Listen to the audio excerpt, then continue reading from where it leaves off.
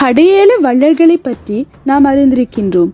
அவர்களில் ஒருவனான நல்லியை பற்றி ஒரு சிறிய காட்சியே இது. தன்னை நாடி வந்தவர்க்கு என்றும் இல்லை என்று கூறாது பரிசில்களை அள்ளி வழங்கும் வள்ளலவன். ஏழை புலவன் ஒருவன் பல காலம் உண்ண உணவின்றி வாடிய தனது உறவினருடன் கண்டிரம் என்ற நாட்டில் உள்ள தோட்டி என்னும் மலையை சார்ந்த வழியே நடந்து சென்று கொண்டிருக்கின்றார்கள்.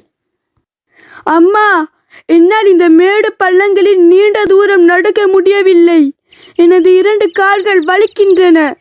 காலணி இல்லாமல் என் பாதங்களில் கல்லும் முள்ளும் குச்சி கிழிக்கின்றன. இறைவா, ஏன் இப்படி என்னை வதைக்கிறாய்? அதோ அங்கு ஒரு பலாமரம் தெரிகிறது. வாருங்கள், அதன் நிழலின் சிறிது நேரம் அமர்ந்து ஓய்வெடுக்கலாம். அனைவரும் புலவருடன் சென்று பலாமரத்தின் நிழலில் அமர்ந்து கொண்டார்கள். சிறிது நேரத்தில் வில்லும் அம்பும் பூண்ட வீரன் ஒருவன் புலவர் அமர்ந்திருக்கும் இடத்திற்கு வந்தான்.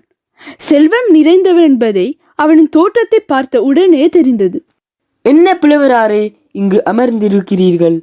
புலவர் அவனை பார்த்து வணங்கிய வண்ணம் எழுந்து கொள்ள முயற்சித்தார். வணக்கம். அமருங்கள் புலவரே. நீங்கள் அனைவரும் மிகவும் களிப்பாக இருக்கிறீர்கள் என தெரிகிறது. பசியால் முகம் வாடியிருக்கிறது.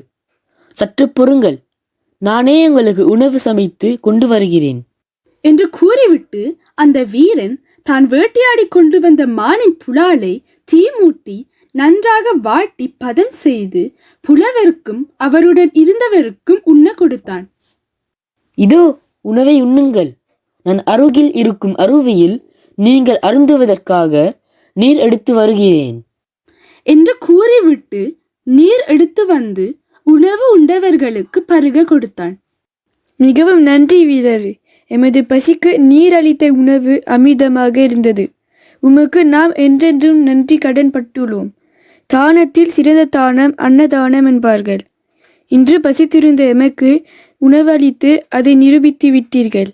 நன்றியெல்லாம் எதற்கு புலவரே? பசித்தவருக்கு உணவகரிப்பது தமிழரின் பண்பாடு.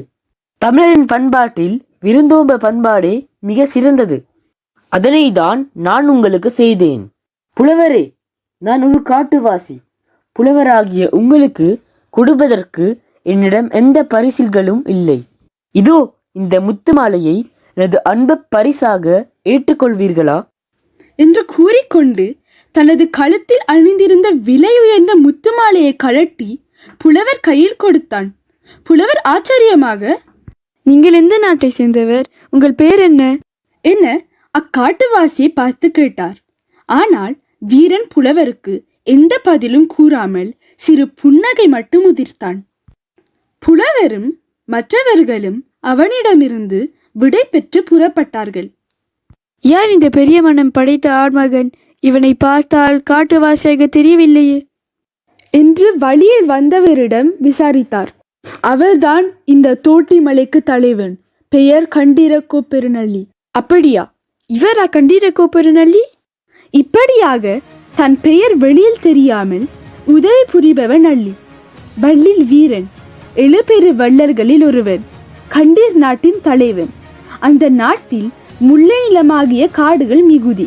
அதனால் முல்லை நில மக்களாகிய ஆயரும் அவர்கள் காத்து வரும் பசுமாடுகளும் அதிகம்.